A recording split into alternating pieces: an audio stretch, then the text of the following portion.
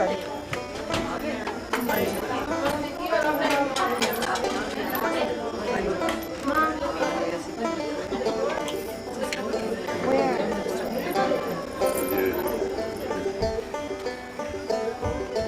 Shri Krishna Govinda Hare Murari He Nath Narayan Vasudeva Shri Krishna Govinda Hare Murari He Nath Narayan Vasudeva Nath Narayan Vasudeva Shri Krishna Govinda Hare Murari He Nath Narayan Vasudeva Shri Krishna Govinda Hare Murari He Nath Narayan Vasudeva He Nath Narayan Vasudeva He Nath Narayan Vasudeva He Nath Narayan Vasudeva He Nath Narayan Vasudeva He Nath Narayan Vasudeva He Nath Narayan Vasudeva He Nath Narayan Vasudeva He Nath Narayan Vasudeva Shri Krishna Govinda Hare Murari He Nath Narayan Vasudeva Shri Krishna Govinda Hare Murari Jai Vasudeva Jai Vasudeva Jai Vasudeva Jai Vasudeva Jai Vasudeva Jai Vasudeva Jai Vasudeva Jai Vasudeva Jai Vasudeva Jai Gurudeva Jai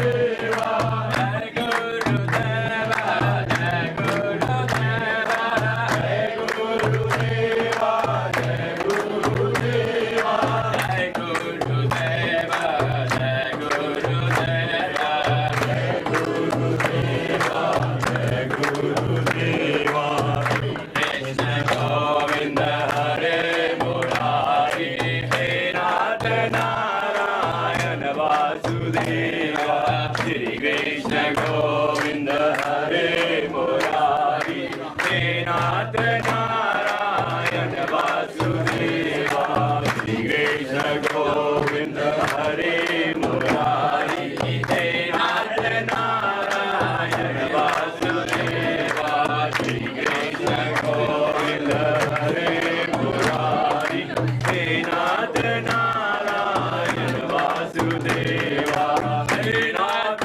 Narayan Vasudeva He Nath Narayan Vasudeva He Nath Narayan Vasudeva Krishna Govinda Shri Krishna Govinda Shri Krishna Govinda Shri Krishna Govinda Shri Krishna Govinda Shri Krishna Govinda Shri Krishna Govinda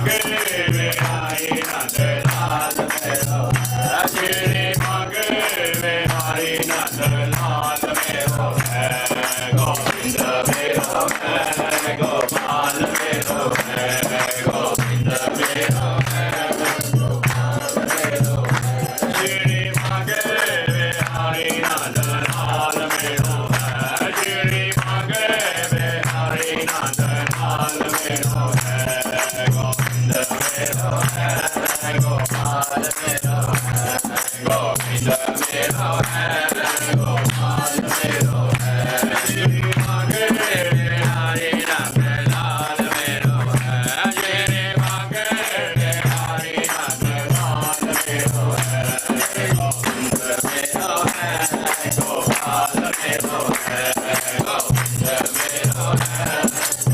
Gopal मेरो है, गोविंद मेरो है, गोपाल मेरो है, श्री मांगे बिहारी नंदलाल मेरो है, श्री मांगे बिहारी नंदलाल मेरो है, गोविंद मेरो है, गोपाल मेरो है, गोविंद मेरो है, गोपाल मेरो है, श्री मांगे बिहारी नंदलाल मेरो है, श्री मांगे बिहारी नंदलाल मेरो है, गोविंद मेरो है, गोपाल मेरो है, गोविंद मेरो है, गोपाल मेरो है, गोविंद मेरो है, गोपाल मेरो है। की जय, की जय, बाबा रुद्रानंद जी की जय, बाबा सुग्रीवानंद जी की जय। उपासना का यम और नियम,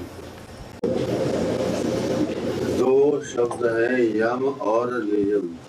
तीनों पर बोलना हो तो थोड़ा थोड़ा ही बोला जाएगा, वहां परे चले गए कैसे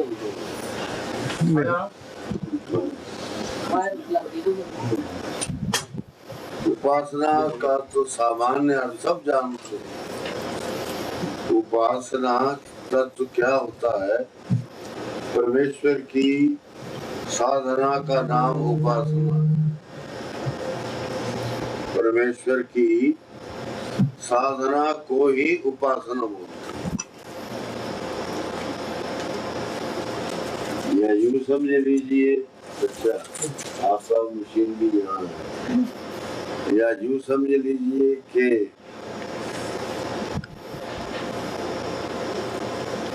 साधना शब्द जो है वे परमेश्वर के लिए सामान्य शब्द है।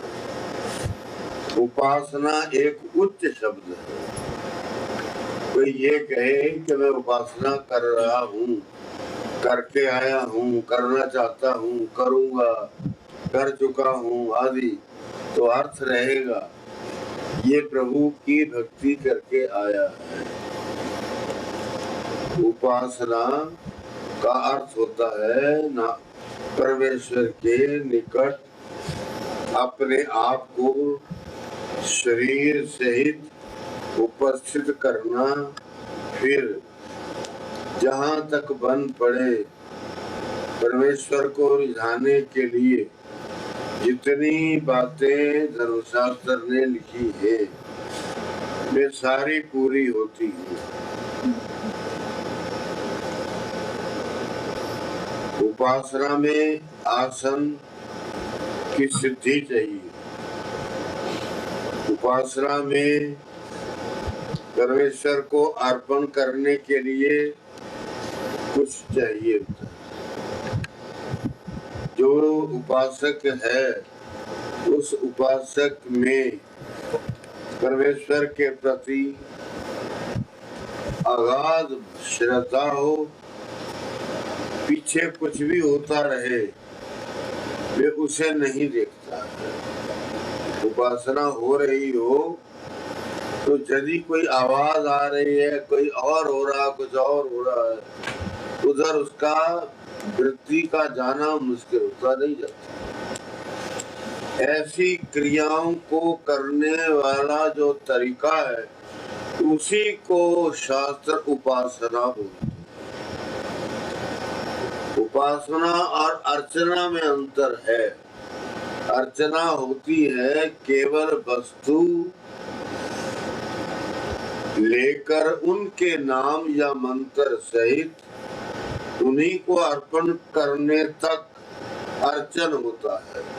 अर्चन मैंने होता पूजन करना। पूजन होता है सामग्रियों से, चीजों से। जैसे अभी कितने पंडित जी करा रहे थे, ये सारा अर्चन था। अर्चना जो है नारायण की, ये सामग्री से होती है।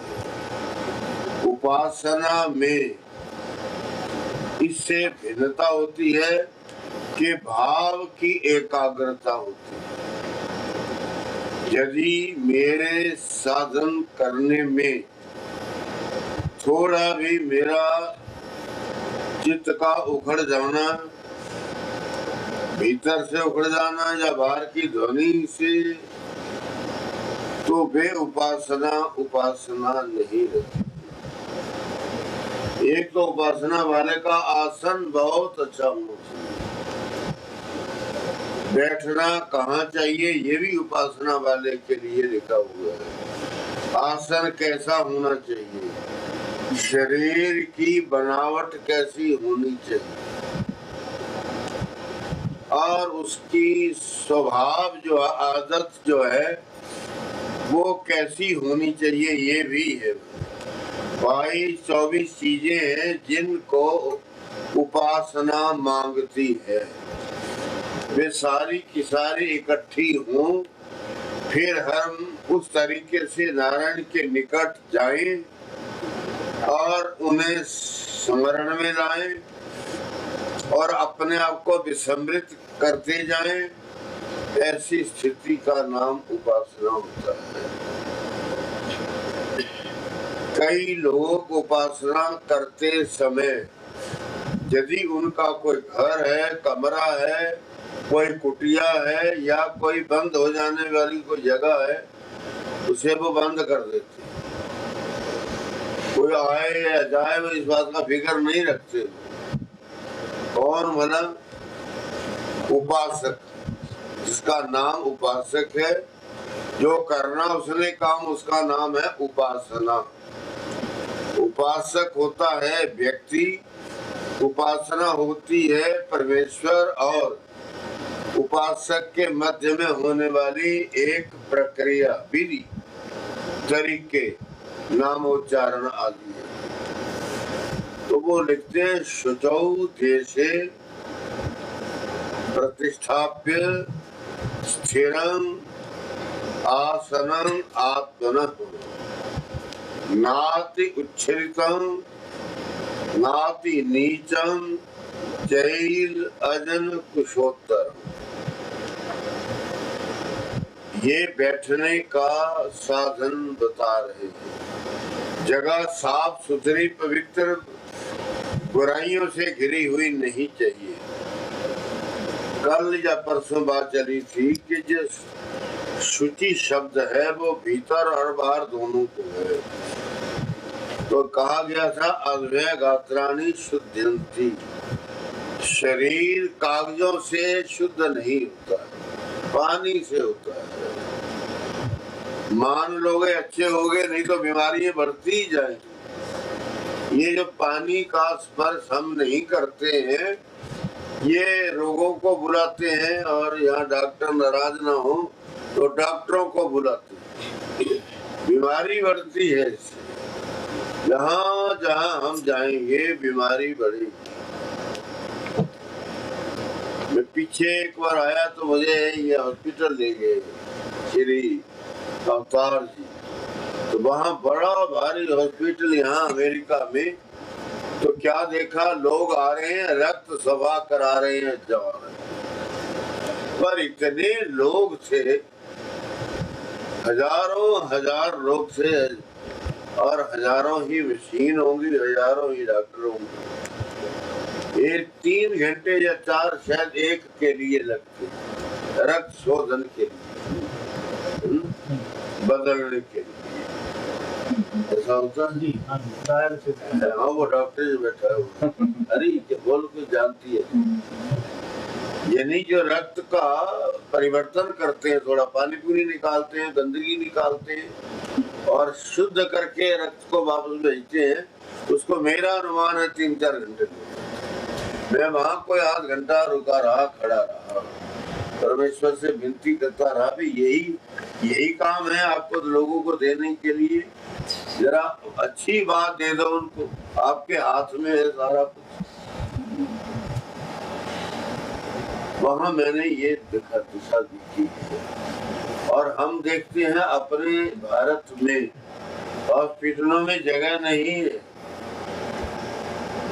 हॉस्पिटलों में अब जगह नहीं रही है, और किसी और बड़े विशेष आदमी को दाखिल करना हो तो एक को भूमि पर डाल दिया जाता है और उसको चारपाई दे दी जाती है। ये हालत हो गई हुई है। ये रोग होते क्यों है? ज्यादा रोगों के होने का कारण मेरी अपवित्रता है। मैं ही पहले ठीक रहने को तैयार नहीं तो रोग तो मेरे आएंगे। और रोग धर्मशास्त्र कहता पाप से होता है। जितना ज्यादा पाप किसी ने किया उतना वो रोगी होता है। हमें रोगों से बचने के लिए सफाई की जरूरत है, पर सफाई का अर्थ किसी चीज को हटाना और दूर कर देना, फेंक देना, ये नहीं। उसको, उस जगह को, उस वस्तु को, उस साधन जल के द्वारा उसको पवित्र करना चाहिए। हम लोग तो पानी भी पिए तो ही कोशिश करते कि हाथ धोए जाए। आप भी ये बात आज समझेंगे कि हमें अपनी पवित्रता पानी से लानी है। खाना खाओ तो कुल्ला करो और हाथ धो, यूं मत करो। आज एक ये भी रोग है, जब खाना तो थाली रख लेते, खाने भी लग जाते, पानी का याद ही नहीं है कि रखा हुआ पास के नहीं रखा हुआ। जबकि किताब ये बोलती है कि भोजन ग्रहण करने से पहले 3 अंजलि जल पीना चाहिए, फिर पहला ग्रास देना चाहिए। रोटी खाने बैठे हैं तो पहला ग्रास तब जाना चाहिए, क्योंकि यहाँ बताते हैं कि 2 नालियां हैं यहाँ, एक सांस की है, एक पदार्थ भेजने की है।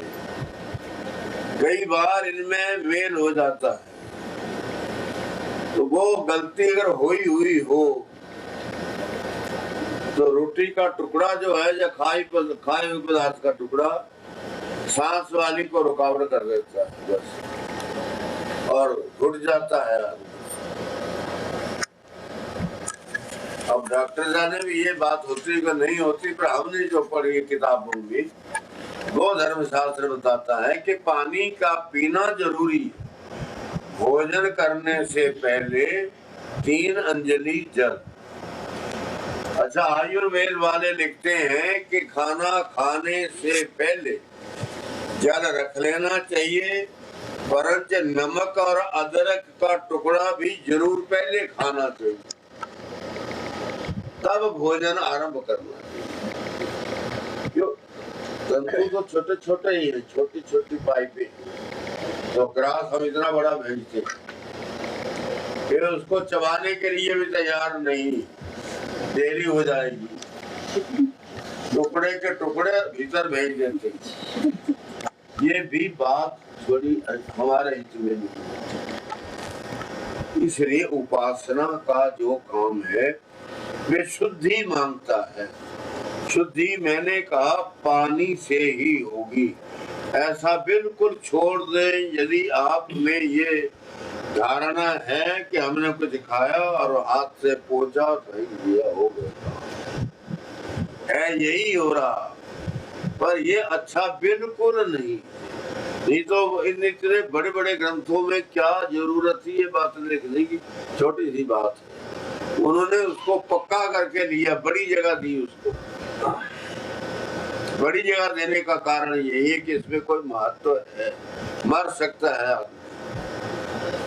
पानी का घूंट ना पिए और ग्रास भेज दे, बाई चांस सांस वाली नाली जो है वो उससे दब जाए, दबाव में आ जाए तो सांस नहीं आएगा, ग्रास भी वही रहेगा और मैं भी लेट जाऊंगा जमीन पर, बस छुट्टी।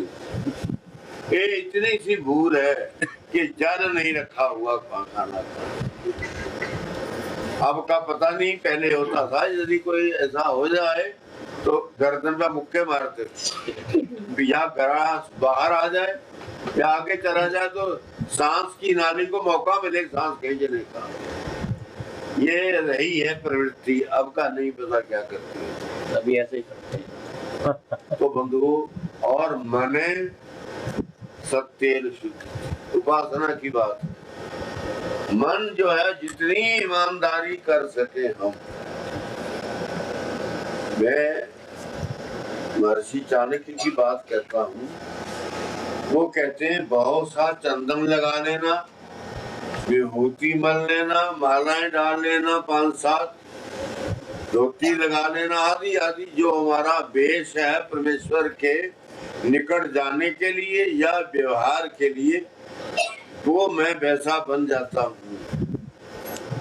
पर यदि मैं किसी को ठगने में, चालाकी करने में, चोरी करने में, यदि धन हरण के लिए मैं यदि कोई अपनी युक्ति निकालता हूँ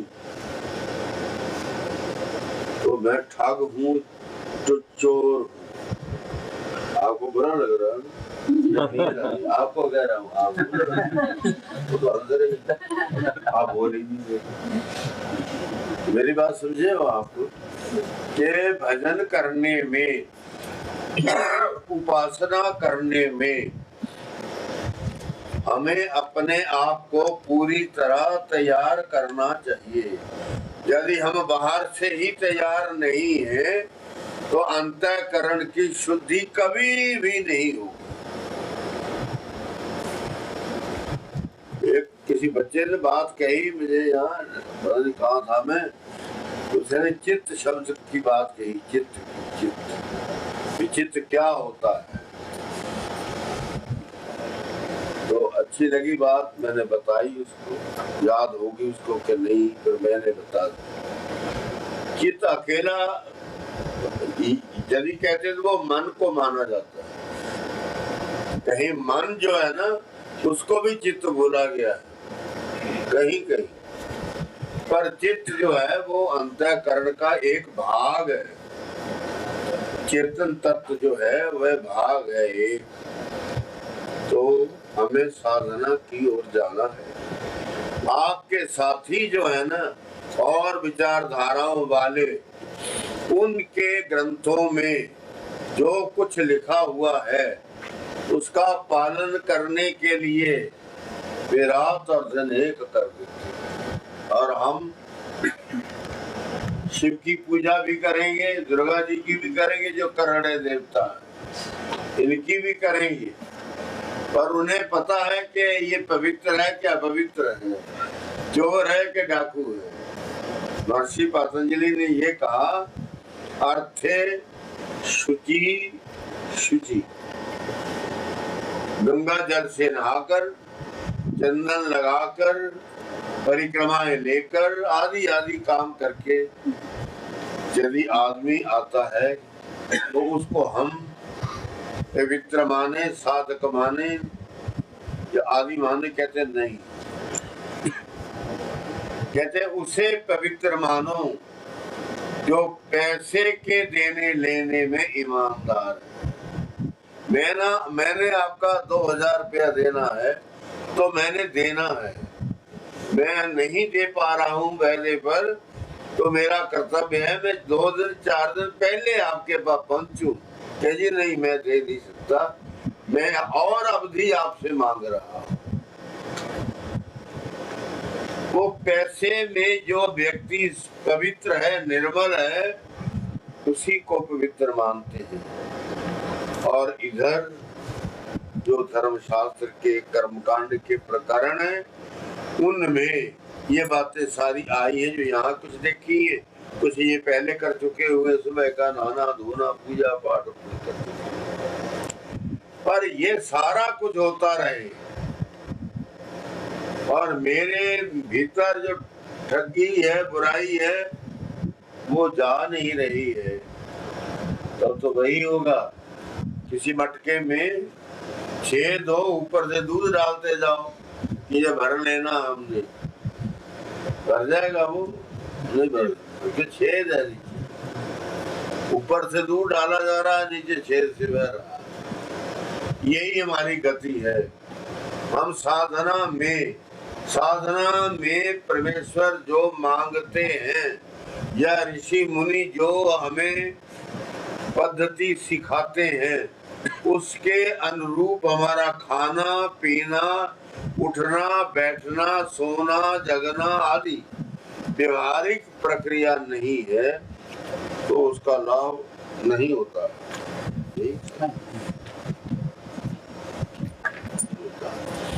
तो हमें उपासना के लिए ही हम आए हैं। हमने अपनी माता जी के उदर में, पेट में ये चिल्ला चिल्ला कर नारायण से विनती की हुई है। ये नहीं सोचना कि बच्चा बाहर ही बोलता है, वो माता के उदर में भी बोलता है। और वैसे उसके जितने होए हुए हैं मेरे, वो वही हुए हुए, बाहर तो मुझे होश ही नहीं। जब मैं भीतर था तो मुझे बहुत खबर थी। परमेश्वर को मैंने कहा हुआ है कि प्रभु मुझे जन्म दे दो, इस नरक से निकाल दो, मैं जब तक जीऊंगा आपकी साधना करूं, कोई कहूंगा, मैं कमाऊंगा कुछ नहीं, भिक्षा कर लूंगा, जीवन निकाल लूंगा, पर भजन तेरा करूंगा रात भी दिन, तेरे भक्तों की सेवा करूंगा और तेरा जप करूंगा। ये मेरी वृत्ति उस समय की है जब मेरा जन्म नहीं हुआ है अभी। फिर मैं वादा करता हूँ ये पहला कि मैं सारा जीवन आपके चरणों में लगाऊंगा। फिर 10 दिन निकल जाते हैं, 20 परेशानी बढ़ती है, तो कहता नहीं नारायण बात ये है, मैं आपसे ये प्रार्थना करना चाहता हूँ कि मुझे एक बार मौका दे दीजिए, मुझे जन्म दे दीजिए, इस नरक से बाहर निकाल दीजिए एक बार।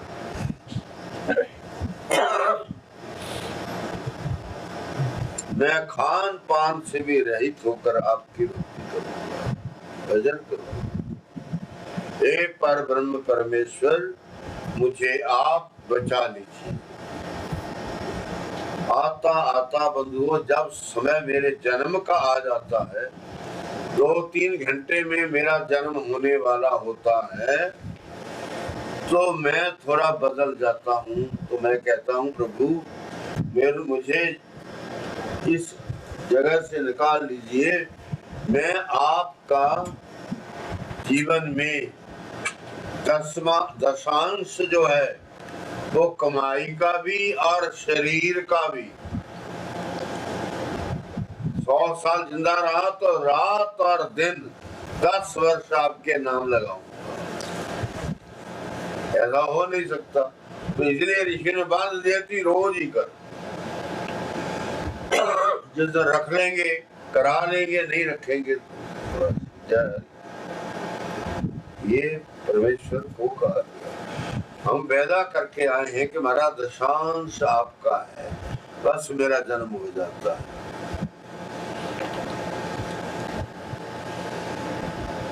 ये दशांश देना मेरी जिम्मेवारी है, और घर बार नहीं है तो सारा जीवन उनके नाम पर देने की जरूरत है।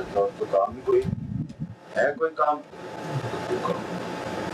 कोई गृहस्थ नहीं, कोई परिवार नहीं, कोई जिम्मेवारी नहीं, कोई कमाना नहीं, कोई नौकरी नहीं, चाकरी नहीं, जिम्मेदारा नहीं, कुछ भी नहीं है। तब तो मुझे उठते बैठते चलते फिरते हर समय वो वायदा पूरा करने के लिए नारायण के पीछे पड़ा रहना चाहिए। इसलिए उपासना जो है वे शुद्धि मांगती है। इसको वो अच्छी तरह जानने के लिए मैं आपको कहूंगा कि गीता के 6ठे अध्याय को बार बार पढ़ने की चेष्टा करना, फिर अपने आप याद हो जाए। यही नहीं कि वो चीजें लिखते हैं, नहीं, वो मेरे लिए भी लिखते हैं कि तू कैसा चाहिए। उपासना करने तो मैंने बैठना है, आदमी ने बैठना है, तो आदमी खुद कैसा हो, बैठने के तरीके जहाँ बताए वो तो ठीक, सामग्री लिखी वो भी ठीक, पर बल कहते हैं कि मैं पहले तुझे देखना चाहता हूँ कि तू कैसा है।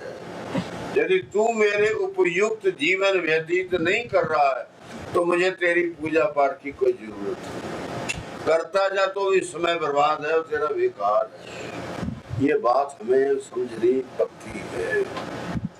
उतना ही चाहिए हमें जितना हम समझदारी से सबके हितों का ध्यान रखते हुए अपने पाप से बचते हुए हमें अपने जीवन यात्रा को चलाना चाहिए। गृहस्थ को तो बहुत ही ऊंचा प्रभु स्वीकार करते हैं, इसलिए गृहस्थी बहुत ऊंचा होता है। बशर्ते के गृहस्थ को बड़ी ईमानदारी से चलाए, समझदारी से चलाए, चोरी ठगी से बचा रहे, झूठ बोले नहीं, चोरी करे नहीं। ऐसी कितनी बुरी बातें हैं जिनसे बचने के लिए वो मुझे कहते हैं। तो आप 6ठे अध्याय को जरूर पढ़िए। थोड़ा बड़ा है, जरा आदमी थक जाते हैं। नहीं, एक श्लोक ने जो बोलना दूसरे ने वो नहीं बोलना है, थकना किस बात का। यदि वही बात बार बार आ रहे तो आदमी कहते हैं तो पहले भी आई थी फिर आ गई ये बात, तो वो थक जाता है। जहाँ नई बात आ रही, पहले श्लोक ने जो कहा दूसरे ने कुछ और ही कहना है, तीसरे ने और, चौथे ने और एक दूसरे से एक दूसरा मिलता जा रहा है।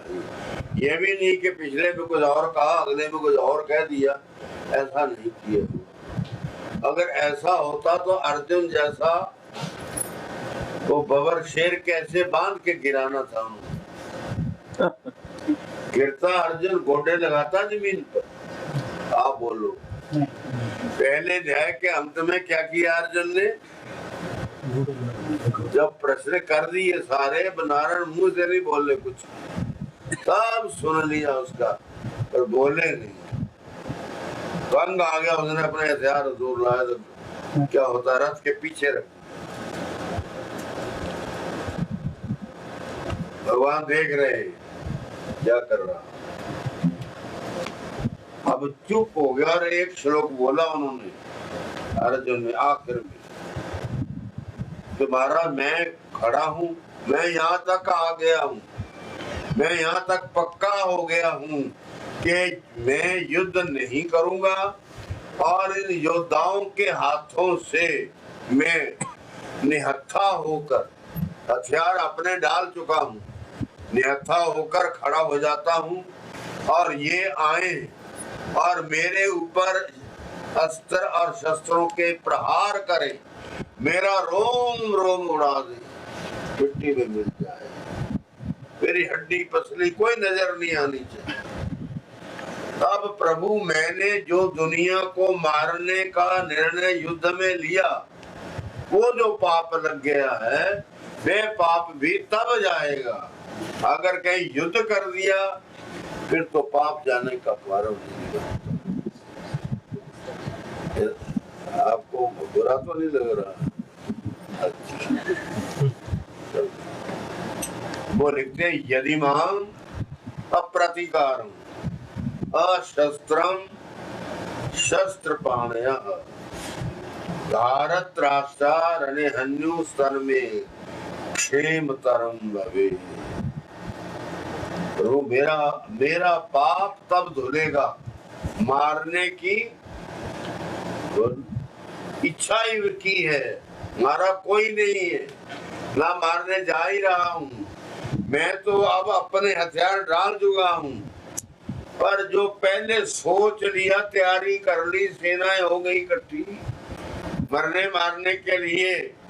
ये जो योजना बनी, इसमें जो मेरा हिस्सा पड़ा है, वो पाप जो मुझे अर्जुन को लग गया, वे प्रभु पाप तब जा सकता है अगर कौरव आए और मेरी शरीर की छलनी कर दे, कुछ ना छोड़े, फिर मैं समझूंगा कि मैं ठीक हूँ, निष्पाप हो गया। इतना अर्जुन नीचे आ गया हुआ है। तब कहा है प्रभु ने उनको, मैंने वो अपना उपासना की बात वहां छोड़ी है, ध्यान रखना कि आप छठे अध्याय को देखिए, बार बार देखिए, जरूर देखिए, देवियां भी देखे, पुरुष भी देखे, अंग्रेजी वाला अंग्रेजी में देखे, हिंदी वाला हिंदी में, उर्दू वाला उर्दू में, जिसको जो भाषा प्रिय है या आती है वो देखे। उन्होंने मेरे बैठने का तरीका भी दे दिया हुआ है, मेरे स्वभाव को कैसे रखना है वो भी दे दिया हुआ है, मेरा लोक व्यवहार कैसा होना चाहिए वो भी दे दिया, छठे में ही दे दिया सब कुछ। उन बातों को यदि हम ले लेते हैं, उस अध्याय का नाम है आत्म संयम। अपने ऊपर व्यक्ति परमेश्वर को रिझाने के लिए संयम कैसे ला सकता है, ये बात है। अध्याय का क्या नाम है? आत्म संयम। अध्याय का नाम आत्म संयम है कि व्यक्ति अपने में इतना अच्छा बन के रहे जो प्रभु मांग रहे हैं। अध्याय में जो आज्ञा दे रहे हैं, ऐसा तू होगा तो मुझे तू मंजूर है, ऐसा तू नहीं है तो तू जो करता करता जा, मेरे पल्ले तो कुछ पड़ना नहीं और तेरा कुछ बनना नहीं, ये वो कह रहे हैं। इसलिए हमें परमेश्वर की साधना के लिए अपनी पवित्रता का ध्यान रखना। हम जो आम राक्षसी वृत्ति को अपनाने जा रहे हैं, इससे हमें बचना चाहिए।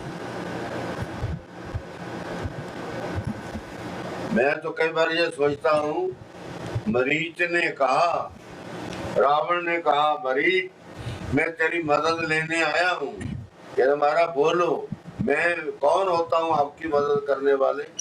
आप लंकापति हैं, मैं तो आपकी प्रजा का एक आदमी हूँ, मैं कुछ नहीं कर सकता। कहते हैं तू वो मदद कर सकता है, इसलिए मैं आया हूँ तेरे पास। जब जब आपको बुरा लगे तो बोल देना, बुरा नहीं लगता जी। तो जी ठीक है। कहने लगा कि मेरी बहन गई वन में, वहां दो तपसी रुके हुए हैं, उन्होंने मेरी बहन की नाक काट डाली, मैं बेबदला लेना चाहता हूँ और मैं राज दरबार लगे लगाए ही आ गया हूँ। मां ना महलों में गया, ना मैं मंत्री से राय ली, मैं कुछ नहीं किया, मैं इस आवेश में आया हूँ कि तू मेरा है। तो वो राक्षस बोलता है मरीच, तो मैंने इतनी बात इसकी बोलनी। मरीच बोलता है पराई स्त्री का हरण करना रावण, ये जुल्म है, पाप है। कौन बोल रहा है? बता दो। मारीच बोल रहा है, मारीच राक्षस है। इसका एक भाई सुबाहु रहा है। इन मरीच और सुबाहु आदि को भगवान राम ने विश्वामित्र के यज्ञ को सफल कराने के लिए बाण मार मार कर भगा दिए थे। वे वो लोग हैं। वो बोल रहा है कि हे लंकापति, दुनिया में जो मर्जी कर लो, कहते हैं पर स्त्री का हरण नहीं करना। रावण काला पीला लाल हो गया, कहता करना है तो बात कर, वरना मेरी तलवार मेरे हाथ में है, मैं तेरा सिर उतार। खैर हम इधर नहीं जाते, कथा बन जाएगी। हम इस बात पर है कि हमें जो भी काम करना है वो बहुत बहुत साफ और सुथरा होना चाहिए। आए हुए भी हम भजन के लिए ही हैं, और जो कौड़ी छक्का हम खेलते रहते हैं ना, इसके लिए नहीं आए हुए। ये तो गलत, क्या कहूँ मैं, जन्म जन्मांतरों से गलतियां इकट्ठी होती गई और काम बिगड़ता गया। ये मुझे याद भी नहीं कि पाठ किया जाता है कि नहीं किया जाता, करना चाहिए। किसी का कोई ऐसा नहीं है, तो इसलिए उपासना करना सबका काम है, स्त्री हो पुरुष, लड़का हो लड़की। जब से खाने पीने रहने पहनने की होश हवास आदमी को आ जाए, तब से उसको इधर का भी समझना चाहिए। ये नहीं लोग तो बोले जब देखेंगे बड़ा बड़ा टाइम पड़ा है, जब कहीं बच्चे कमाने लग जाएंगे, विवाहे जाएंगे, सारे बार हो जाएंगे, फिर भजन करेंगे।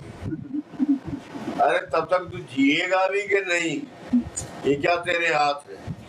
भजन तो नित्य करने वाला काम है। जैसे भोजन नित्य करेंगे तो जिंदा रहेंगे, भोजन नहीं मिलेगा तो मर जाएंगे। ऐसे ही हम परमेश्वर की साधना करते हैं, उपासना करते हैं, तो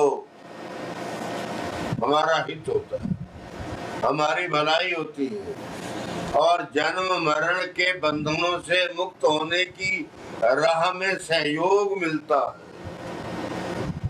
सारी दुनिया एक ही बात बोलती है कि जन्म मरण जो है ये बंधन है, इनसे बचना चाहिए। इनसे बचने के जो मार्ग हैं वो हम अपना नहीं रहे। झूठे मूठे जैसे कैसे शुद्ध अशुद्ध जो है सब वो नहीं करना है। अब मैं यम की बात करूं। बात उस ग्रंथ में इस तरह चली हुई है कि वो जो मन की 5 भूमियां गिनाई गई। अब ये नया प्रकरण है। मन की भूमि होती है रास्ता, वहां भूमि रास्ता का नाम। मन 5 रास्तों से दुनिया में कार्यरत रहता है। मन जो है हमारा, मन का लक्षण कल बोला था या परसों बोला था, अब भूल गया तो मुझे पता नहीं कि वो लोग हैं भी बीच में कि नहीं, पर मैं दोबारा बोल देता हूँ। हमारे अंतःकरण में, भीतर के हिस्से में जो रात और दिन एक विचारों का तांता चला रहता है, सड़क वही रहती है, उसी का नाम मन है। और कोई मन कोई चीज नहीं है जो भीतर रखी हुई है, नहीं, निवास उसका भीतर है। क्या बोलती गीता, कहती इंद्रियाणि मनो बुद्धि अस्या अधिष्ठानम उच्यते। मन जो है ये ठिकाना कहाँ बनाता, कहते हैं अंदर आकर, कहते हैं 10 इंद्रिय इसका ठिकाना है, और बुद्धि इसका ठिकाना है। यदि तमोगुणी बुद्धि होगी तो मन उससे अपनी मर्जी के काम करवाता रहेगा। बुद्धि अगर तमोगुणी है, बुराई वाली है, तो मन तो आगे ही उधर तैयार है, करा देगा। और यदि इन ठिकानों को व्यक्ति ने समझ लिया हुआ हो कि इंद्रिय क्या तत्व है, क्या होता है, इंद्रिय किसे कहा जाता है और ये परमेश्वर देता क्यों है और ये दो प्रकार के काम क्यों करती हैं और मन अनंत तरह से काम करने वाला शास्त्र कहता है ये सारे में इकट्ठा करके इसको 5 ही रास्ते दिए हैं, बाकी इसके छीन लिए, काट लिए। मन के 5 जो है प्रमाण, विपर्य, विकल्प, निद्रा, समृद्धि, ये 5 हैं। ये 5 मन के रास्ते हैं जिनके द्वारा ये संसार में उतरता है या चला रहता है। ये 5 ये अर्थ इन 5 का अर्थ नहीं किया जा सकेगा, समय नहीं है, मैं निकल रहा हूँ बोलता हुआ। मन जो है वे मेरा 5 रास्तों से काम करता है, जो के 5 रास्ते लगातार 5 से नहीं करता, कभी कोई आ रहा, कहीं रास्ते में कोई आ गया, कोई आ गया। 5 ही तरीके हैं उसके काम करने के, जरा कोई ऋषियों ने रहने नहीं दिया हुआ है। ये मन के बारे में वो कहते हैं।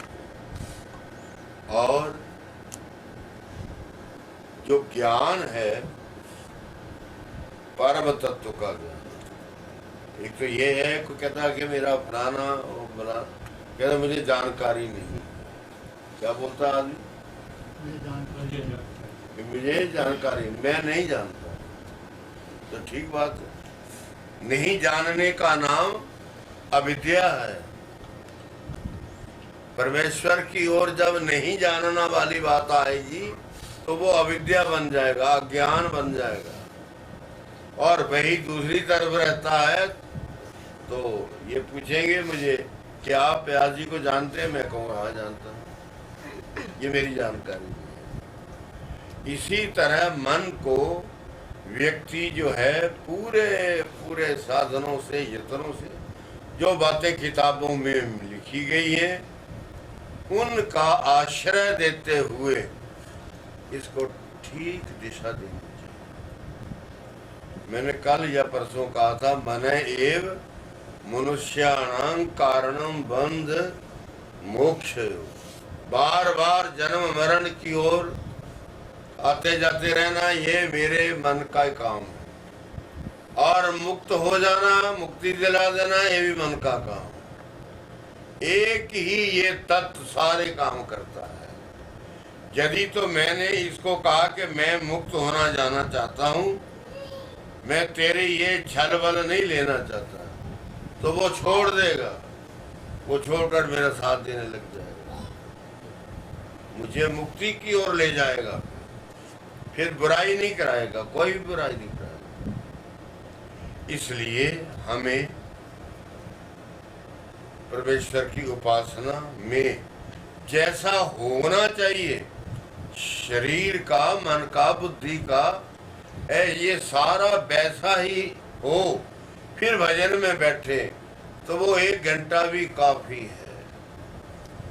यदि हम मन तो टिक नहीं रहा, वैसे ही नहीं टिक रहा और टाइम भी नहीं है, चलो खिमो खींच के लगा लिया कहीं घंटा भर, तो उससे बनने वाला नहीं है, समय बर्बादी है। इसलिए आज मैं अब यम की एक बात कह देता हूँ।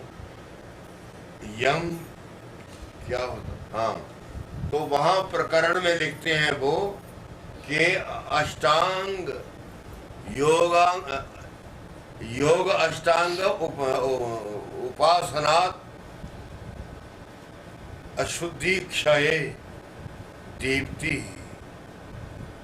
महर्षि पतंजल कहते हैं जब अष्टांग योग के जो अंग हैं, योग के 8 अंग हैं, तो उस अष्टांग योग वाले योग से एक अंग के द्वारा जो कहे गए काम हैं वो मैं कर लेता हूँ, तो मान लेना होगा कि मैंने यम पर विजय पाली है। काम को दूसरे के करने के नहीं, मेरे ही करने के। ना मुझे जरूरत है किसी की सहायता की, पर मुश्किल ये मैं ही नहीं चाहता। मुझे ये दुनिया के जितने सुख है ये बहुत अच्छे लगते हैं। इधर मेरा मन लगा रहता है। खरी बात आ जाए तो अब फिर कर लेंगे, ठहर ये बात कर लेते हैं। तो यम का वो लक्षण लिखते हैं कि यम क्या होता है। अष्टांग योग में पहला अंग क्या है, उसका नाम है यम। यम का अर्थ कहीं यमराज नहीं, यम का अर्थ होता है नियंत्रण, कंट्रोल। गीता में प्रभु ने कहा कि यमे संयमतांग अहं। दुनिया में जितने भी नियामक हैं, कंट्रोलर हैं, चाहे वो राजनीति है, चाहे वो साधना है, भले क्या होता है सरकार है, कोई है, जहां जहां जो जो देश है, बस हर एक देश के अपने कंट्रोलर हैं। पर प्रभु कहते हैं ये सारे कंट्रोलर ओछे हैं, छोटे हैं, हल्के हैं, बेकार हैं। और कहते हैं सबसे बड़ा कंट्रोलर कहते हैं यमराज है, और वो मैं होता हूं। गुस्सा तो नहीं आपको आ रहा? कहते हैं वो मैं होता हूं। यमराज कौन है? मैं। अब यहाँ क्या भारत का कोई आदमी रूस में चला गया, मोदी का, उनको क्या पता? मैं जन्मा तो था उधर हिमाचल में कहीं, और इधर आ गया हूँ, रहता हूँ यहाँ, उनको क्या पता? जन भेजने वाले को मेरा क्या पता कि मैं हूँ कहाँ? मुझे कैसे ढूंढेगा? नहीं, मैं इस पर एक घटना सुनाऊंगा, सुनाई हुई सुनाऊंगा, फिर बंद कर दो। प्रभु कहते यमे संयमतां अहं।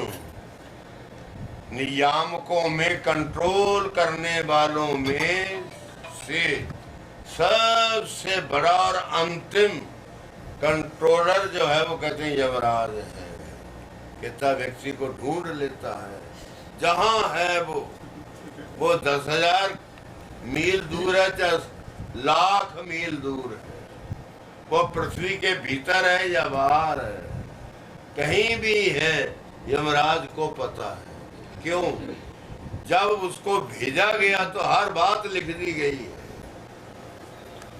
जब मुझे भेजा गया तो मेरी हर बात उन्होंने लिख के रख ली हुई है पहले, कि ये होगा, ऐसा ऐसा ये होगा, ऐसे ऐसे जाएगा, ऐसे ऐसे घूमेगा, ऐसे ऐसे आएगा, अंतिम दिनों में ये फलानी जगह होगा, वहां जाके यमराज का रास्ता साफ। यमराज रूस पहुंच जाएंगे, उठा लेंगे। ये बात भूलना नहीं है, यमराज से कोई भी छिपा हुआ नहीं। यदि छिपा होता तो आज को हजारों ही लोग मिलते हमको, द्वापर के मिलते कई, तो यहाँ तो कलयुग का नहीं मिल रहा कोई पुराना आदमी मिल रहा है, नहीं मिल रहा है। 60, 70, 80 होते तो विदा कर देते, यमराज आता और ले जाता। इसलिए कंट्रोल करना बहुत बहुत जरूरी, नियंत्रण में रहना, नियंत्रण करना अपने ऊपर, दूसरों पर नहीं। दूसरों पर तो सरकार बैठी, उसका काम है। हम अपने ऊपर नियंत्रण करें, अपने आप को साफ करें, ये यम का लक्षण है। अब वो लक्षण बोल रहा हूं, अहिंसा, सत्य, अस्तेयम, ब्रह्मचर्य, अपरिग्रह यमः। यम का लक्षण देते हुए बोल रहे हैं कि अहिंसा, सत्य, आस्तेय, ब्रह्मचर्य और अपरिग्रह, ये 5 चीजें यम कहलाती। जो साधना करने वाला यम की आज्ञा का पालन करता है, यम में जो बताया गया है उसको करता है, तो वो नियम की ओर बढ़ सकता है, नहीं तो नहीं बढ़ेगा। अहिंसा जानते हैं ना, अहिंसा किसी को पीड़ा ना हो, बस हमारे द्वारा किसी को कभी भी पीड़ा ना हो, यही अहिंसा है। ये नहीं कि लाठी ली और किसी चाकू लिया, किसी का गला काट दिया, मर गया, वो ये हिंसा हुई। ये हिंसा नहीं है। ये हिंसा तो, अहिंसा तो वे है जिससे वाणी कटु बोल दी जरा, उससे भी यदि किसी के हृदय को चोट पहुंची है तो शास्त्र कहता है वो हिंसा हुई, वो बाहर नहीं जा सकता। हिंसा इतनी भयानक है, हमें किसी को गाली देना, अपशब्द बोलना, वाणी से प्रयोग नहीं, उचित प्रयोग नहीं करना, ये होता है। हिंसा नहीं करनी होती, हिंसा से बचना है, अहिंसा करनी है, अर्थात लोगों के ऊपर दया करनी है, लोगों को बचाना है, सुरक्षित रखना है, ये वो कह रहे हैं। फिर कहते दूसरी बात, जो साधक है उसको दूसरी बात सत्य की है। कम से कम विवशता में धर्म की रक्षा करने में यदि उससे कोई झूठ बोला जाता हो तो बात अलग, अन्यथा झूठ बोलने का नाम असत्य है। सत्य क्या है? जो है सो, जो कान से सुना, जो आंखों से देखा, जो पांव से मापा, जो हाथों से उठाया, आदि आदि, ये जो कुछ है वे उसी के अनुरूप आगे जीवन को चलाना या दुनिया में व्यवहार करना। फिर कहते हैं अस्तेयम, चोरी नहीं करना कभी। चोरी वो सामान की नहीं होती, केवल पैसों की ही नहीं होती। किसी ने किताब लिखी है कोई, मान लो हम उस किताब को उठाते हैं, पढ़ते हैं, कुछ बातें बड़ी अच्छी लग जाती हैं, हम उतार लेते हैं। उतारने के बाद कुछ अपनी जोड़ी, जोड़ जाड़ के छाप डाली, नाम अपना, पूरा एड्रेस, तो क्या हुआ? वो क्या चीज बनी? वो चोरी। उसके विचार चुराए, अपने पोथे पर ले आए, अपनी पुस्तक, वो भी नहीं करता। अहिंसा, सत्य और अस्तेय, चोरी नहीं करना। स्तेय होता चोरी करना, अस्तेय। ब्रह्मचर्य कहते जब जब कोई नियमों के दिन आए जीवन में, गृहस्थ में, उन दिनों में व्यक्ति को संयम से अपना जीवन काटना चाहिए। पांचवी चीज है अपरिग्रह। कहते धन कमाओ, अन्न कमाओ, सोना चांदी सिक्का जोड़ो, जरूर जोड़ो, पर कहता आवश्यकता से ज्यादा नहीं। आवश्यकता से बोलो या ज्यादा नहीं, ज्यादा नहीं, ज्यादा नहीं। अपरिग्रह लिख दिया। परिग्रह होता है आता जाए, ढेर लगाते जाना, आता जाए ढेर लगाते जाए, और देना किसी को है नहीं, तो जो को होने नहीं देना किसी को, पानी का गिलास पिलाना नहीं। जो आपने मांग भी लिया तो नहीं, हमारे पास तो उतना ही पानी जितना हमें जरूरत है, फालतू है नहीं, कहाँ से दें आपको, जबकि 2 मटके भरे पड़े हैं। पर मैं पानी का गिलास देने को किसको तैयार नहीं। इसलिए ये अपरिग्रह है। अपने पास जोड़ो, अपनी गृहस्थी को देखो, कबीलदारी को देखो, रिश्तेदारी को देखो, समाज को देखो, समाज के होने वाले पवित्र कामों को देखो। सारी बातों को नापते तोलते हुए कमाओ और फिर उसको रखो, जोड़ो। पर उन कामों में आने से अतिरिक्त उसको रखना परिग्रह होता है। वे परमेश्वर के रास्ते में जाने के रास्ते में कंटक है। ये क्या हुए बंधुओं? यम। यम 5 चीजों का नाम है, वो ध्यान रखना, वो हमें नहीं छोड़नी है, देखनी होंगी। तो एक दिन ये कहते हैं मैं अपनी बगीची में कोई करूँगा कुछ, यहाँ सब लोगों को इकट्ठा करना है, तो वहाँ आप सबको लाया जाएगा। जो कुछ मैंने 8, 10, 15 दिन में कुछ बोला कहा होगा वो भी मैं सारा बोल दूँ।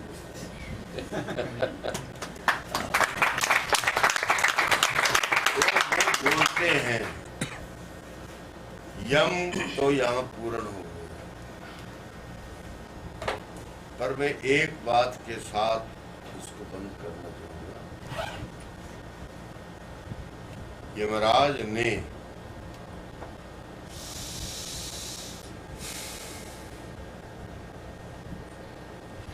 एक राजा को कहा जाकर, बहुत शौर्यशील राजा थे, बहुत बड़े प्रतापी राजा, जिसको लोग हिंदी में बोलते हैं प्रतापी राजा, तपस्वी, त्यागी, विरक्त, इतना अच्छा राजा था।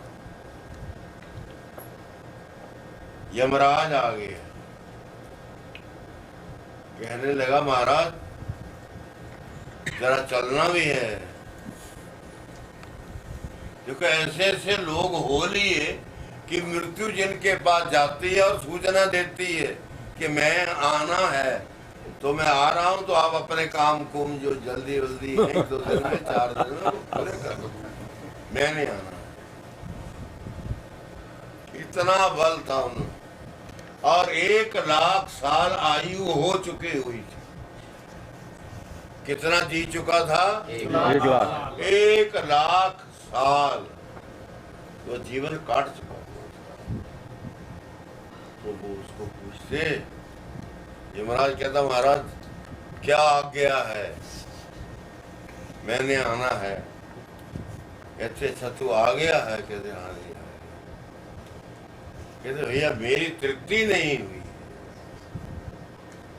यमराज कहते हैं 1 लाख साल आपकी उम्र में तृप्ति नहीं हुई? कहते नहीं, संसार को देखते खाते पीते रहते चलते फिरते होते हुए भी 1 लाख साल मैंने भोग लिया, पर हे यमराज मेरी तृप्ति नहीं हुई। तो जब तक मेरी तृप्ति नहीं मैं तब तक जाना नहीं चाहता। अब यमराज क्या करे बेचारा। इधर राजा का अपना तप है एक, जिससे यमराज को भी थोड़ा कठोरता छोड़नी पड़ रही है। उधर बात ऐसी है जो हो नहीं सकती।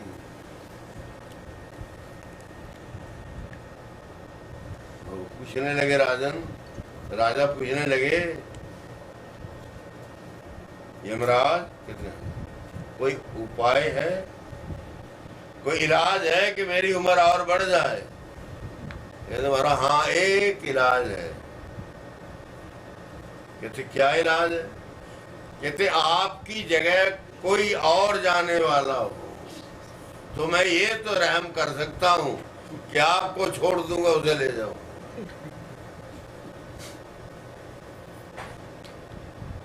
सोचा नहीं, प्रजा का आदमी नहीं लेना है। प्रजा तो मेरी संतान है, इसकी तो मैंने सारा जीवन सेवा की है, मदद की है, मैं इनको तंग करूंगा। बेटे थे उनके 4, बुलाया एक बेटे। कह लगे बेटे ऐसे ऐसे बात है, मेरी तृप्ति नहीं हुई है, संसार के सुखों से मैं तृप्त नहीं हुआ हूँ, तू क्या मेरी मदद कर सकता? कहते हाँ महाराज मैं कर सकता। तो कहते यमराज खड़ा है, ये इसने ले जाना है। कहते मैं चला जाऊँ। पितृ भक्ति कितनी ऊंची उस आदमी, उस युवक। कहते यमराज आया है, या कहता है मुझे ले जाएगा, या फिर भैया मुझे बचाना है तो तू चला जा। बेटे ने कहा जी मैं चला। यमराज ने उसको पकड़ा। किताब कहती है, पुराण कहता है, कुछ दिन के बाद, वर्षों के बाद यमराज जी फिर आ गए। अब यमराज ने तो आना, जो समय पूरा हो जाना तो आ जाना। पूरा हो गया, आ गए। कहने लगे महाराज मैं आ गया हूँ। कहते अच्छा आ गए हो? कहते हाँ। सोचा सोचा, कहने लगे क्या एक मौका दे सकता है तू? कि तुम्हारा मौका मेरे पास कहाँ है? तो आपके ही पास है। मेरे पास तो मौका नहीं। मैं मुलाजिम हूँ, नौकर हूँ परमेश्वर का, मैं क्या कर सकता? पर छोटी मोटी मदद ही मेरी कोई हो सकती है, बड़ी नहीं। कहते भी बता कि तुम्हारा ऐसे ही कोई और आदमी अपनी दे दे, शरीर को दे दे तो मैं ले जाऊंगा। उन्होंने दूसरा बेटा बुला दिया। उसको पूछा क्यों भाई, इस तरह यमराज आया है, मुझे ले जाने, चला जाऊं? वो चुप खड़ा। कहते आप मुझे आज्ञा दीजिए, क्या हुक्म, क्या मुझे क्यों बुलाया आप? ये बात है, अगर मुझे सुख देना है तो फिर यमराज के साथ तुम्हें जाना होगा, मृत्यु तुम्हारी होगी। ये तुम्हारा ठीक है। मेरे पिता मेरे द्वारा किए गए किसी काम से संतुष्ट होते हैं तो मैंने क्या करना यहाँ? मेरा तो कोई काम ही नहीं। दे दीजिए, वो भी नहीं। राजा ने वो भी भोगी, अपनी भोगी, दो बेटों की। अब आगे तीसरे का नंबर आया, तीसरे पर आया हुआ। अब रात को लिटे हुए बादशाह सोचते हैं कि मैंने बहुत बड़ा अपराध किया है। कहते मैंने लाख साल में अगर मेरी तृप्ति नहीं हुई और लाख के आसपास मेरे बेटों की भी निकल गई, वो भी मैंने खा ली, फिर भी मेरी आज तृप्ति नहीं है। और यमराज हो सकता है और 2-4-10 दिनों में आने वाला हो।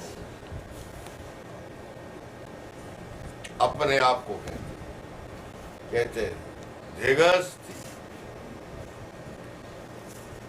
कहता मुझे, मेरे जैसे राजा को कहते धिक्कार है, जिसने अपने सांसारिक सुखों को प्राप्त करने के लिए संतान बलि चढ़ा दी। रात को सुबह उठ गए, उठ करके आज की स्थिति और है, सारी राजा की बदली हुई। फैसला कर लिया कि यमराज आएगा, हम चले जाएंगे उसके साथ।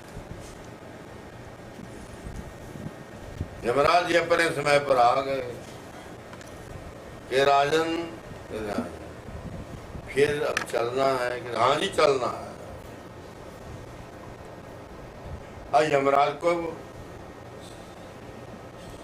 सहारा गया कि तुम्हारा आप और चलना है? कहते हाँ मैंने चलना। कहते हमारा कोई ऐसे ही ना हो, छलबल ना हो कोई। कहते नहीं, मैं तेरे साथ चलूंगा, छलबल क्या होना इसमें? तेरे आगे आगे मैं हूंगा, तो पीछे होगा।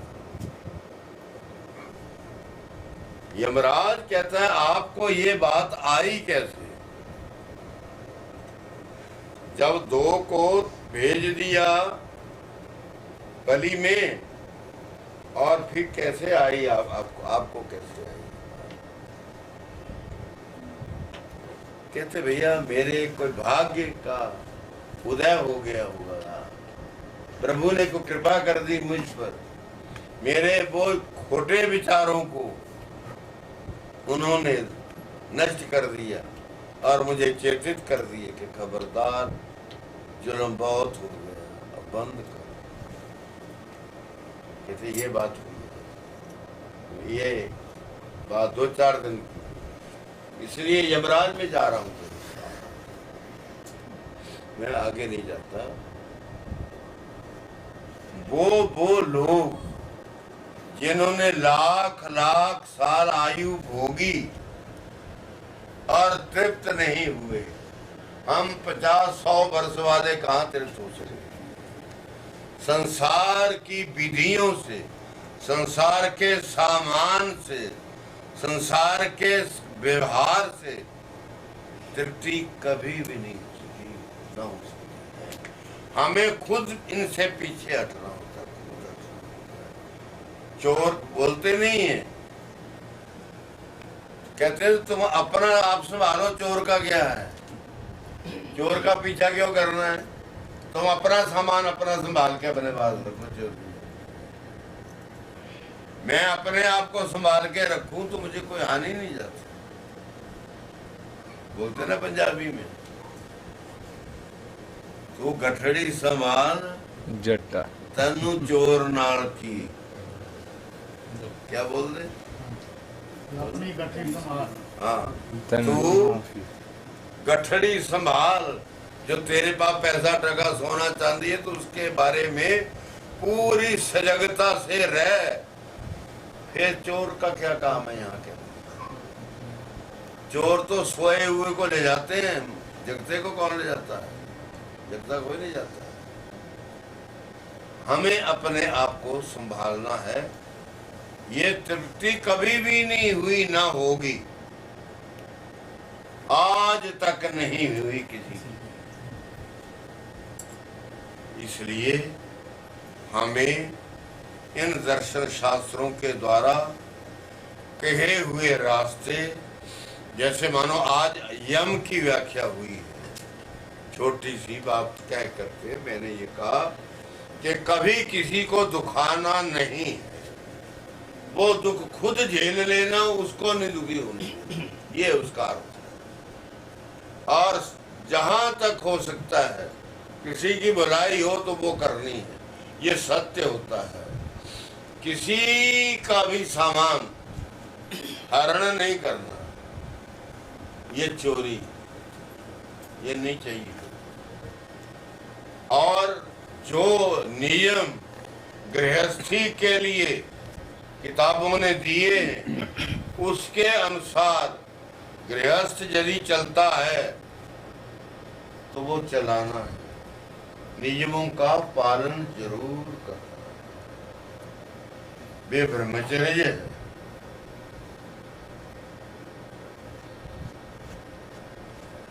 जब राजा दशरथ की शादी तीसरी हो गई, लड़का नहीं मिला कोई भी।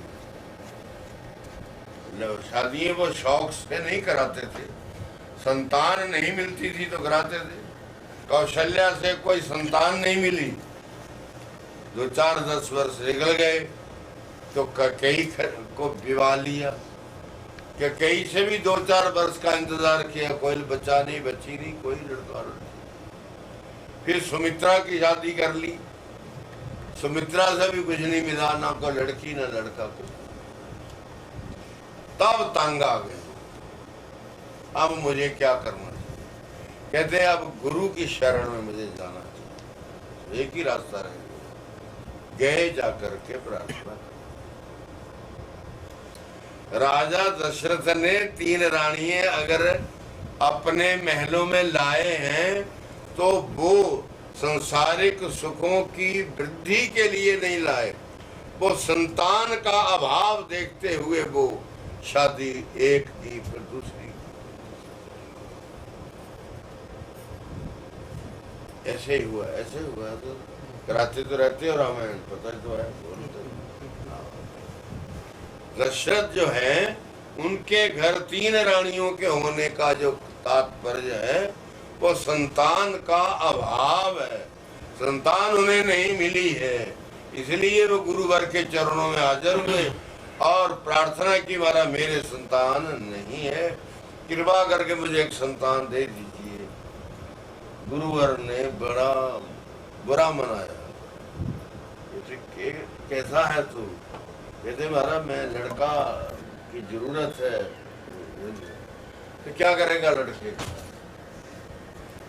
लड़के का क्या लाभ है बता? कहते जी मेरा नाम रहेगा। कहता लड़कों से कभी नहीं नाम रहे। लड़कों ने कभी किसी के नाम नहीं, नाम मिट जाता। दो पीढ़ी बीती, तीसरी पीढ़ी गई, रखता है कोई याद नहीं होता। हम देख रहे हैं, माप रहे हैं लोगों को, जा रहे हैं लोग पूरा।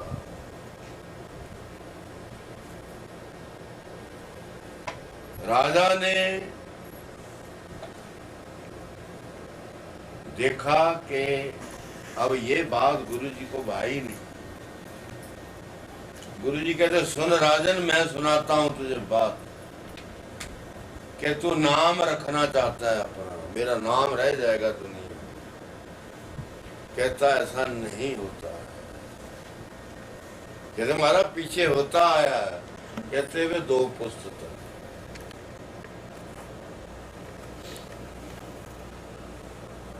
कहते हैं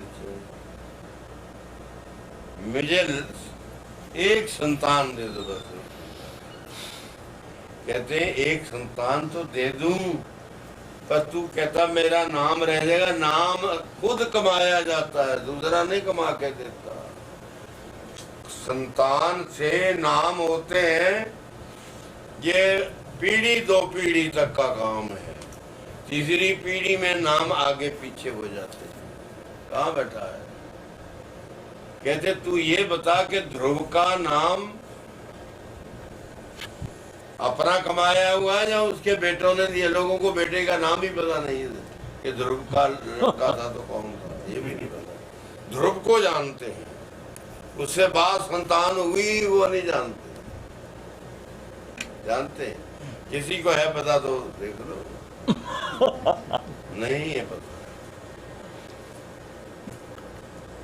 कहते प्रहलाद का नाम किसने कमाया? राजन कहते हैं कि महाराज प्रहलाद ने खुद ही कमाया। तो कहता तू पागल क्यों बने फिर रहा है? जब ये नाम अपना कमाना है, अपने आप को कमाना है, तो खुद कमाओ, नाम की कामना न करो। पर राजा इतना पक्का सिर नहीं उठाया चरणों पर से, तो बोले अब बता क्या बात है? कहते जी एक छोटी सी शंका है कि महाराज हमारे पूर्वज होते हैं, पितर जिसको कहते हैं। कहते हाँ हाँ वो होते हैं। और एक अतिथि होता है, कोई लोग आते हैं ना जीवन केवल भिक्षा करने आ जाते हैं। कहते ये दो आदमी जब मेरे दरजे पर आएंगे और इन्हें ताला लगा मिलेगा, कोई पूछेगा ये घर वाले कहाँ? कहते हैं जिनमें से कोई रहा ही नहीं। ये आवाज बनेगी दुनिया में और मेरे पितर ऊपर से देखेंगे और मेरे लिए शाप देंगे और शाप देंगे कि ऐसा निकम्मा जन्मा जिसके आगे संतान ही नहीं है, हमें पानी देने वाला ही कोई नहीं है।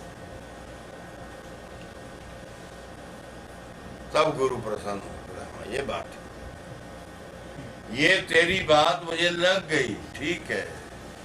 अब जा, मैंने तुझे वरदान दे दिया, तेरे 4 बेटे होंगे, परंच तुम श्रृंगी ऋषि जी महाराज के जाकर प्रार्थना कर, वे इस यज्ञ के माहिर हैं। पुत्रेष्ठी यज्ञ जो होगा उसके वे माहिर हैं, उन्हीं से कराना और नहीं कराना। बस श्रृंगी ऋषि ने यज्ञ कराया और चरु दिया, चरु रानियों को बांट दिया और समय पर बच्चे तीनों। बंधु, इसलिए हमें इन सांसारिक सुखों से तृप्ति कभी नहीं मिलती। प्यास अब लगती है ना, अभी पिए तो 2 घंटे के बाद फिर 1 गिलास चाहिए, अगर नहीं भोजन आज अब कर लिया है, कल को फिर चाहिए। सर्दी है कपड़ा चाहिए, गर्मी है ठंड चाहिए, ये चाहिए चाहिए ही नहीं खत्म होता। इसी के पूरा करने में मेरी जिंदगी पूरी हो जाती है। मैं कर नहीं पाता, भजन की ओर तो जा ही नहीं पाता आदमी। इसलिए हम सबको उस परमेश्वर को रिझाने के लिए अपना जीवन लगाना चाहिए। जो हम जीवन संसार के सुखों एवं संपत्ति के बढ़ाने बनाने में जो कल्पना करते रहते हैं, उससे कहते हैं लाभ। वो किसी और के काम आएंगे, तेरे काम आएंगे। तू अपना परलोक बनाने की चेष्टा कर। तो बड़ी प्रसन्नता श्री रमेश जी इंजीनियर ने ये घर नया लिया है, उसका विद्वानों से पूजन कराया है।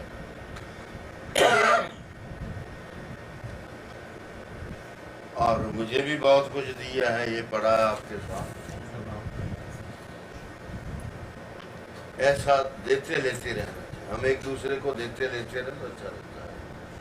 ये देना लेना शास्त्र ने इसीलिए लिखा हुआ है। मैं दूंगा तो मुझे कोई देगा, मैं ही नहीं दूंगा तो मुझे क्यों देगा कोई? अगले जन्म नहीं देगा कोई। इसलिए देना लेना पुण्य करना। इन्होंने पूजा की, विधि से की, प्रयत्न से की, श्रद्धा से की।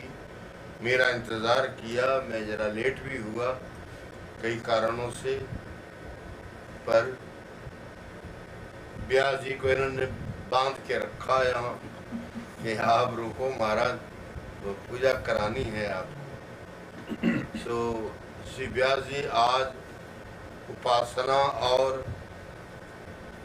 यम की व्याख्या कर दी गई। कल नियम की करेंगे, नियम की थोड़ी पूरी करूंगा, जिससे कुछ ज्यादा पल्ले पड़े हमारे। इस तरह से उसकी करने की चेष्टा करूंगा।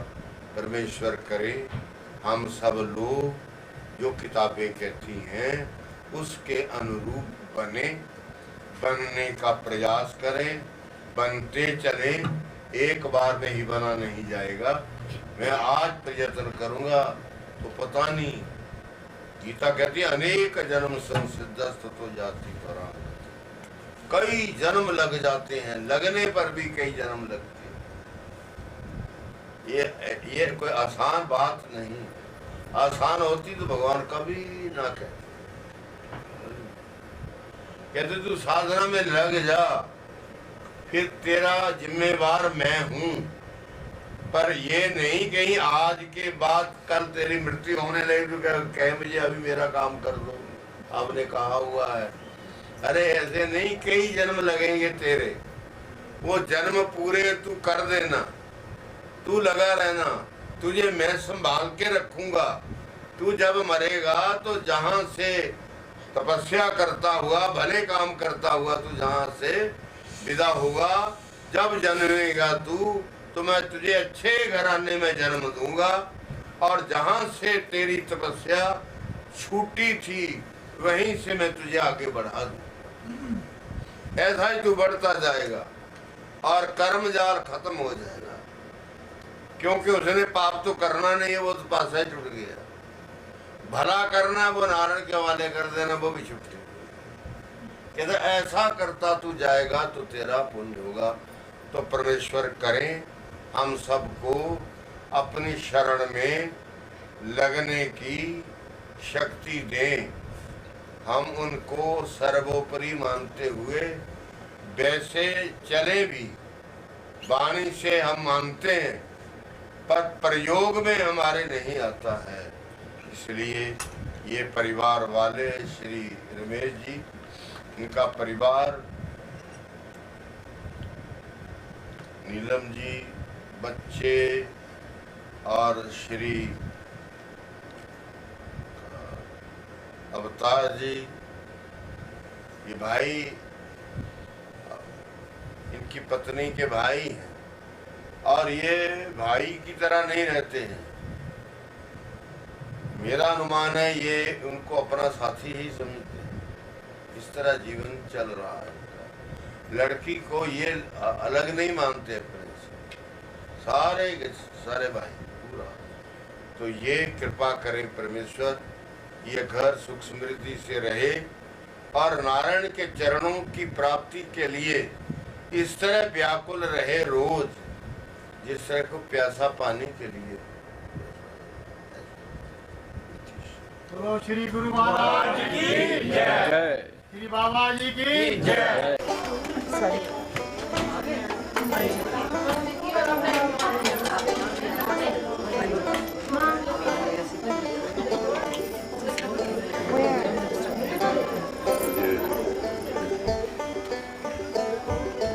श्री कृष्ण गोविंद हरे मुरारी, हे नाथ नारायण वासुदेवा। श्री कृष्ण गोविंद हरे मुरारी, हे नाथ नारायण वासुदेवा। हे नाथ नारायण वासुदेवा। श्री कृष्ण गोविंद हरे मुरारी, हे नाथ नारायण वासुदेवा।